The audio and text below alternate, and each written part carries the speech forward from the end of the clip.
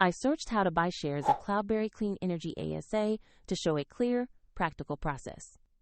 Cloudberry is a renewable energy developer listed on Euronext under the ticker CLOUD.OL. And this video is for educational purposes only, not financial advice. To start, you need a broker account. I use eToro as an example to demonstrate the steps.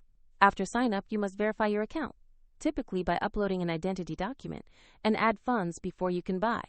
Use the platform search bar and type the ticker CLOUD.OL to find the listing.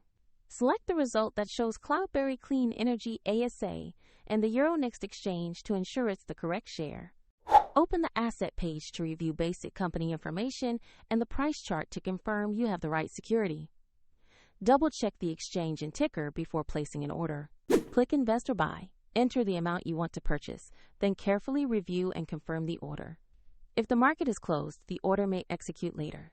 And if there are not enough funds, the platform will ask you to add money before confirming. Your new position will appear in your portfolio after the trade completes. For convenience, the link to the example platform is listed in the description below.